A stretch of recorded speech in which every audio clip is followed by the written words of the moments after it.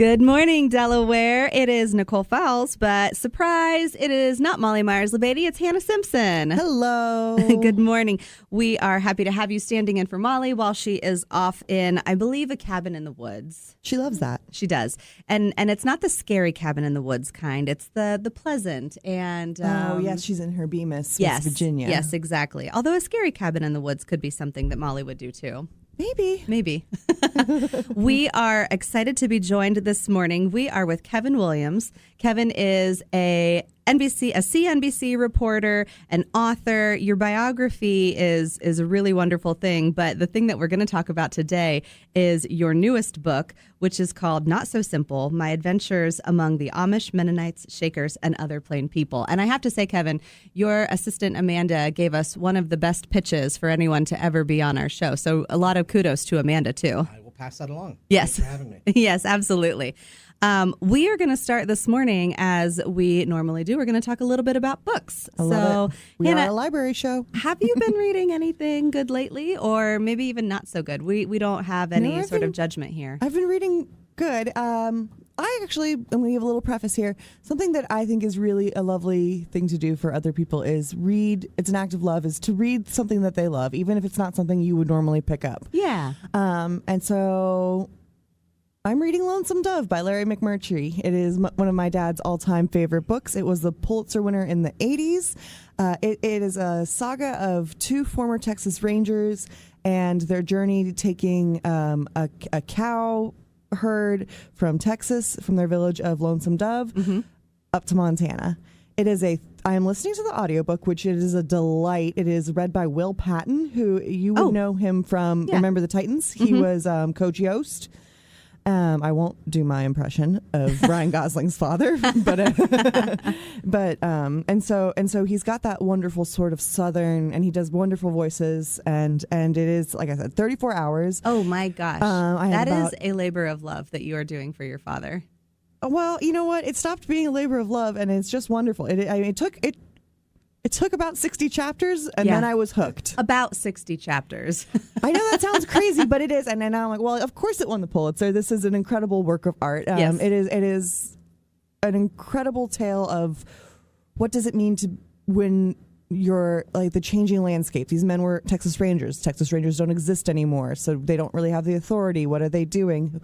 What are you as a man? What I'm discovering is these men know nothing about women. They're all actually terrified of women. And whether that manifests in shyness, violence towards women. Right. And good guys, bad guys. There's hangings, there's shootouts. And it sounds corny, but it's really, really beautiful. The imagery is beautiful. I'm going to be sad when this ends, but there's the miniseries, so we may watch that. Okay. Where was the miniseries recorded? Where is it distributed? It was in the 80s. Okay. Also, or maybe early 90s. It's Tommy Lee Jones and Robert Duvall and Diane Lane is Lori Darlin, and I believe it's on Peacock. Oh, is it right now? I believe so. Okay. And the series is called Lonesome Dove. too? It also won several awards. As we're doing America 250, this is a slice of American history, the 1880s in the West. Right. It's just incredible. It's fabulous. Highly recommend. I love you and Molly both, our other co-host, whenever she's not traveling the world. Hannah, by the way, is just the best stand-in. Thank you so much for me and Molly as we do our various travels across the world. But, Molly was reading through her epics lately. She was working on Atlas Shrugged for quite some time. Oh, gosh. Yes, and now Lonesome Dove. And I am lucky if I can get through a 7-hour audiobook. My attention span is just not quite there. Yeah, I appreciate the length of this one, actually. You really get to sink into the world. You really get to know these characters. I'm a little bit in love with Gus McCrae. Anybody who reads this book does fall in love with him. Yeah. And I'm really scared he's going to die. Oh, no. And you don't know yet. I don't know. I don't know. I have to confess to being a Diane Lane fan. So once you said Diane Lane, I'll watch. If I don't do the book, I'll at least do the miniseries. She's gorgeous. Right. Well, that's a perfect transition. Kevin and I, we spoke for a moment before we came back into the studio, and our children are about the same ages. And so I don't know, is your attention span like mine? Can you do a longer audiobook or regular book? No, and when we talk about my book, it's ADHD is a big part of it. Oh, okay. I struggle with that yes. in the book. So, yes, my attention span is perfect for kids' books like Sandra Boynton's Yes. bathtub books or whatever. Exactly. Yeah. Attention span is not very good. So is there anything that you've read lately that you would like to recommend to our listeners? I will play right off Hannah's topic of family book bonding. Yes. Because my brother, I have to be a good sibling here. He just has a book. He has a book out this summer from Pegasus Publishing, Pegasus Books, called The Summer of Death. Oh. It sounds like a really charming topic, but it is about the largely forgotten heat wave of 1936. That summer, a heat wave. You hear the term heat dome today thrown around, but this was a heat dome over the whole country, like from California to Maine. And his book unfolds that summer of 1936 and just talks about the just ghastly consequences. But even today, like it changed things. Public health, air conditioning, wasn't very common back then. And the summer of 1936, we can all thank it for being cool today and having our air conditioning. That's wonderful. And that's written by your brother? Yes. Oh, so we have two authors in the family. We do. Exactly. We have dueling books at the same time, too. What's your brother's name, or what's the name that he published the book under? Jeff Williams is his name. Wonderful. Spelled with a G. Oh, with a G. Geoff. Yes. Got it. I will find him. Now, is that fiction or nonfiction? Nonfiction. Lovely. And France, which is has a huge heat wave this summer, it sort of is their 1936 because they don't have a lot of air conditioning there. There's been a lot of discourse. I do follow a lot of French. I'm a Francophile, and so I follow a lot of French influencers and news outlets, and they are indeed having that sort of infrastructure discussion. And so that is fascinating that 1936 was sort of our. They have a lot. They could probably look to us and learn a little bit. Well, I mean, even just several years ago when my husband and I did our trip to Italy, there used to be a count how many times I brought up my trip to Italy because it was just so wonderful. But we toured the Vatican, and they don't have air conditioning there, of course, but there was going to be a jubilee, the Pope's Jubilee. And they were trying to get the Vatican air conditioned as they anticipated millions of viewers to the Vatican City as they had never had before. So, yes, getting all of those ancient places up to date. I have a book that is for my attention span. It is a middle grade book, so that means that it's recommended for kind of your tween readers, your 4th through 6th grade readers. It's called The Last Resort, and the reason that I picked it up is because my daughter had read another book by Erin and Entrada Kelly, and it was billed as a horror novel, and she said it really wasn't scary until like the last 10 pages. And so I said, well, maybe I can find you a scarier one. So The Last Resort by Erin and Entrada Kelly is a story about a 12-year-old girl named Lila who has been informed that a grandfather that she never really knew has passed away. He has a mansion in Ohio, and the family needs to go and take care of his estate, basically. As the family travels from, I think they're in Texas, to Ohio, there's a car accident. She swears she sees her life flash before her eyes, but also this is a common thing for Lila because she's a bit on the dramatic side. And her friends are having a hard time with her because she's just always so dramatic, and her family is having a hard time because she's always so dramatic. And so she's really trying to keep her cool. Her mantra is, I'm a rock, I'm a rock. I'm cool and I'm steady and I'm strong. But she really does see her life flash before her eyes. She gets to the resort and she keeps seeing, well, not the resort. She gets to her grandfather's house, and she keeps seeing people and then not seeing them. You know, a cafe filled with people, and then she turns and then she looks back and all the people are gone. So this seems odd. She sees a little girl in, the landscape of her grandfather's home, and then she turns and then the little girl is gone. And how could these people be just, disappearing in front of her? Well, it's, of course, because they're ghosts. I mean, obviously. Of course. And so she realizes that in this accident, she must have developed ghost powers, of course. And so now she can see the ghosts. And in a brief moment, she sees the ghost of her grandfather. And her grandfather is confused and disoriented because he's just only recently passed to the other side. And he said, am I dead? And she said, yeah, you had a heart attack. And he said, no, that's not right.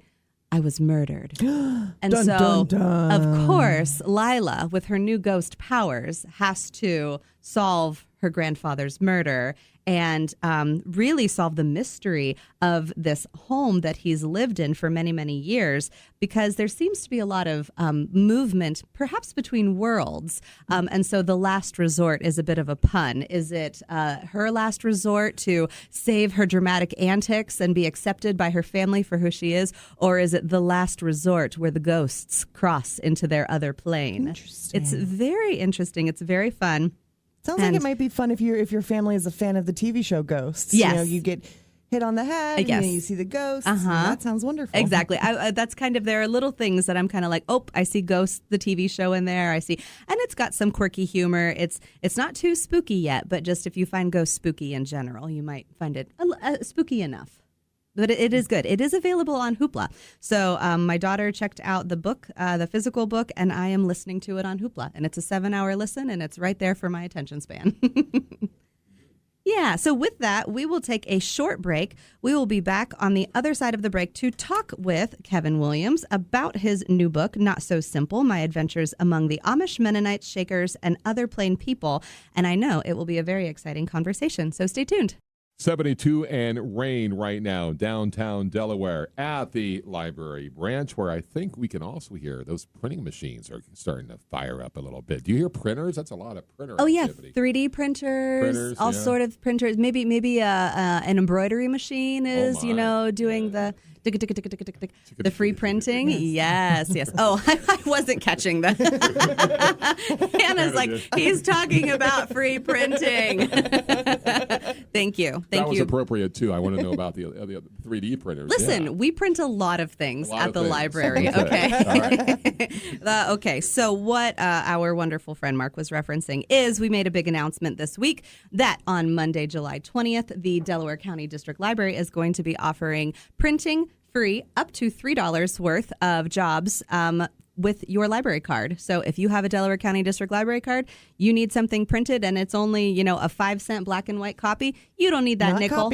Not copy. A 5-cent black and white print. You don't need that nickel. You just walk in and you use your card and it's released for free. And it's $3 a day. A day. Yeah. It's not cumulative. You can't not see us for, 5 days and then be like, well, I have $15. No, you don't. You have 3. Yeah, 3. It is still 3. We're happy about that. It's pretty cool. This is amazing. This is, we had too many credit card fees and all of our jobs, about 80% of our jobs are $3 or less. And so that basically means that we can save ourselves a whole bunch of credit card fees and really give the people what they want, which is free printing. Yay. Love it. You got to have a library card. You got to have a Delaware County library card. Correct. It's easy. Mine. It's easy to get. All you have to do is just live in Ohio. So you qualify, Kevin. Good. I mean, burn up more in gas driving to get my free printing. But Sure. That sounds good to me. But when you're passing through, you could take advantage of your $3 a day. I think I'll do that. Well, that voice that you just heard is Kevin Williams. Kevin is a journalist. Your journey is taking you full circle. A journalist, an Amish expert. You're back to your journalism roots. You're a Pulitzer Prize nominated reporter for the New York Times and CNBC. So much to talk about, so little time. But what we really want to talk about today is your newest book, Not So Simple, My Adventures Among the Amish, Mennonites, Shakers, and Other Plain People. So why don't you start us on the journey and how you got to this subject matter expertise? All right, the short version. I mean, when I was a high school student, I had a high school paper, pick a topic that interested you, and I just picked the Amish. Sure. And that launched this journalism career because it became a magazine article. Mm-hmm. And then the local newspaper found out about the magazine article, gave me a summer internship as a reporter. Great job. When I was 17. Yes. I loved it. It was just, pure journalism. I loved it. Yes. But I was also interested in the Amish from that research paper I did. And so I sort of found a way to fuse both, have the Amish and journalism combined. And the Delaware Gazette readers, yes. may be familiar with the Amish Cook column. That column, I started syndicating it when I was 18 years old. Oh, my gosh. At its peak, it was in 140 newspapers from coast to coast. Wow. And it's only in about 40 today. but the Delaware Gazette is one of them still. That's right. That's right. Yeah. Yes. Gloria and I share.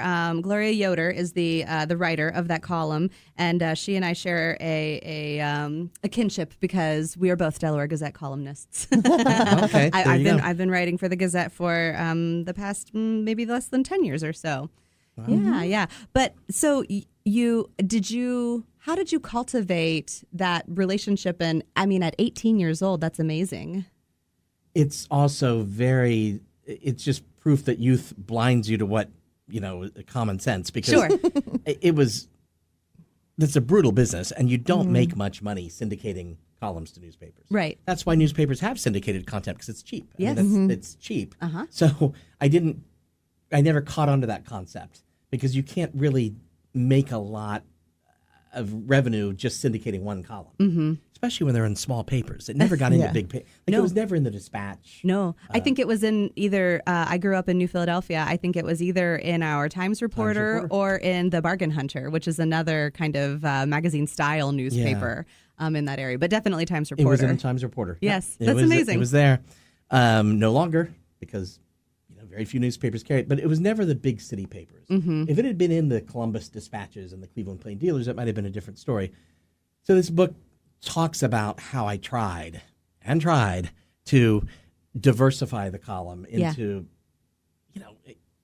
people in the media business. A lot of the revenue comes not from the printed content, but if you think of Snoopy lunchboxes or or Garfield sheets, things like that, the licensed products. And I tried and it didn't work. Right. To get an Amish cook, maybe like oven mitt or branded pies is what really we tried. Absolutely, with the recipes. And it worked. We got into some grocery stores, but I never could really make it work long term. And the book kind of outlines all those near misses. Right. Well, let's talk more about the book. So the book touches on so many things. Obviously, people who, well, maybe not obviously. Why don't you talk a little bit about the, let's say, legacy or history of the Amish in Ohio, especially in the Plain City area, which many of our listeners will be familiar with. Yeah, there's a whole chapter about Plain City, which used to have this large, robust Amish population. But when they came to Plain City, over a century ago, they didn't think Columbus was going to be like on their doorstep. Right. Like, if you go to Plain City now, you can see evidence of the Amish legacy there in the names of businesses and things like that. But they do have a Der Dutchman. They do. Yes, they do. With the best pastries. Noodles. My daughters love to pet the goats there. Feed the goats. They've got goats there. Yes. I love that place. But there's a whole chapter about Plain City where I interview some of the last living Amish there. As of 10 years ago, there were 4 Amish families, elderly widows. Oh, okay. Who just didn't want to leave Plain City. Yeah. Even as Columbus sort of swallows, I hate to say swallows up, but you know what I mean. The suburban sprawl yes, in the Plain absolutely. City. They didn't want to leave. So I visited one old order Amish woman who was living in this house, like a ranch house, just like any suburban house. Electricity all around her. But if you went into her house, it was like stepping back into time. Yes. So, it was interesting. And so for the Amish living today, in Ohio, maybe is the focus of most of your book Ohio, the Ohio Amish culture, or how wide does your net spread? I mean, I cover the Old Order Mennonites in Virginia, the Shakers in Maine, the Amish in Ohio, Indiana, Kansas. It spreads out. Right. The book has a sprawling footprint.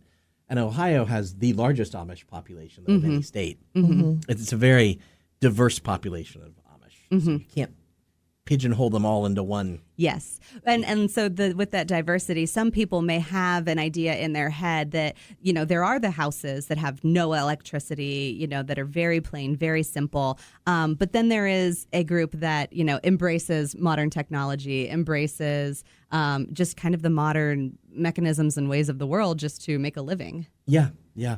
Well, if you go to like around Walhanding, Ohio, which is like maybe an hour north of here. Okay. There's actually a group of Amish that they call the electric Amish.